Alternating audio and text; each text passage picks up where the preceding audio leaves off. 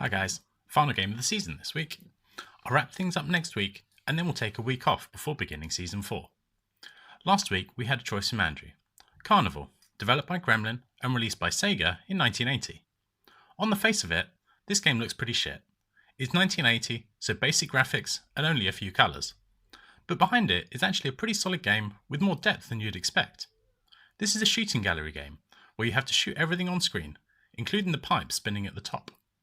What makes this game interesting is that to get a good score, you need to shoot things in certain order. If you shoot the bonus letters in the correct order, then you get the bonus, which ticks up until you hit the letter B. Hit another letter and you get nothing. The pipes score big points if you hit them, but the points go down for every shot that you don't hit them. And you get more if you hit the same colour twice in a row. Then there are the ducks.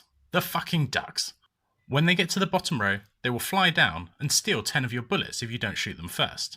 This is the big challenge of the game, as the number of ducks increase the further that you get.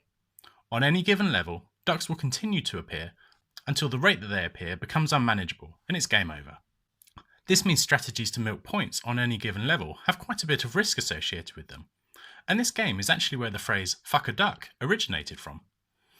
I wanted to hate on this game, and although it's highly frustrating, it's actually really good. I'm not sure I'd call it truly enjoyable, but it's certainly satisfying doing well, or at least improving, as my scores pale in comparison to the top submissions. Of all the games we've had, I'd say this is the biggest grower, as it very much defied my first impressions. With our penultimate game done, let's take a look at the scores. We had 15 submissions this week, which is fairly decent, including an apology from 10 shearers. After narrowly missing out on the points for the last 2 weeks, we've got the first points on the board for Retro Arcade Challenge, who's done pretty well to finish in 8th. The next 4 are all very close. Colin is unlucky to finish in 7th with 25,030 points, which he achieved during his livestream. He was narrowly beaten by just 20 points by Big Juffer. In our battle for 4th place, Ian is a little ahead of Big Juffer, and I'm topping that group in 4th. In 3rd, we have another solid performance from Weebob, who like me also grew to enjoy the game. In 2nd place, we have who most people would have thought would win this week, having chosen the game, and that's Andrew.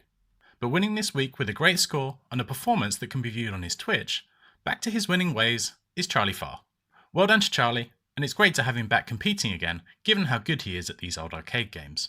He could be one to watch for Season 4, as I expect we'll have plenty of games that he likes. Here we can see the return of the histogram after its hiatus last week. Here we can see Robert through to Bob are all in the same group, with Colin, Big Juffer, Ian and myself all in the same bin. Our top 2, though, have separated themselves from the pack. But interestingly, they're in the same bin by this analysis, suggesting we have 2 excellent performances here. Regarding the overall scores, there's been a surprising amount of movement given how late in the season we are. That 8th place for Retro Arcade Challenge has seen him move ahead of Moxie. Charlie Farr's win has jumped him up 3 places into 8th. Potentially he could get ahead of Paulie and Moz too, depending on what the final game is. The battle for 4th remains super close. It's still 2 points separating 4th to 6th, except now the order has swapped. My 4th place finish has seen me jump ahead of Ian, remaining in 5th, and Big Juffer dropping down to 6th. With 1 point between each of us, it's come down to the wire who will win this little battle. At the top though, things are pretty much set. Bob could potentially catch 10 shearers, but at the very top, things are no longer in doubt. No longer catchable, and taking the season win once again, is Andrew Sick Boy Low. Congrats again to Andrew, who at many times this season has been completely dominant. Now let's see what game we get to wrap up the season.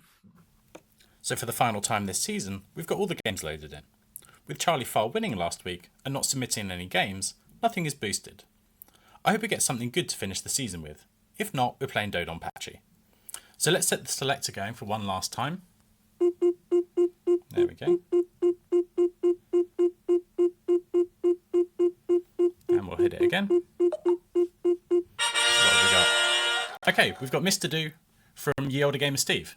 So again, a game that's pretty famous and well known, but not a game I particularly know much about, so I'll go look it up, make a video, and be back in a minute. So this week's game is Dodonpachi. Sorry, is Mr. Do, released by Universal in 1982.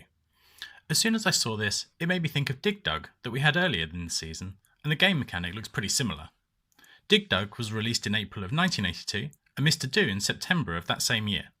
5 months seems a bit short for it to be a clone, but there are many similarities. You play as Mr. Do, a circus clown able to dig throughout the level just like in Dig Dug. There are more ways to complete a level though. You can collect all of the cherries, defeat all of the initial enemies known as creeps, collect a diamond which sometimes appears from a falling apple, or collect all of the letters that spell out the word extra. Enemies carrying these letters spawn after you collect the food item that appears in the centre of the screen after the creeps have spawned. So, there are lots of similarities to Dig Dug, but some twists on the concept too. I quite enjoyed playing Dig Dug, so I don't feel too bad about it coming up this week, but I know others don't enjoy this sort of game. Either way, it's the last game of the season, not a vertical shmup, and sets us up nicely for a shmup heavy next season. I'll be back next week with the scores and to wrap up this season. See you then.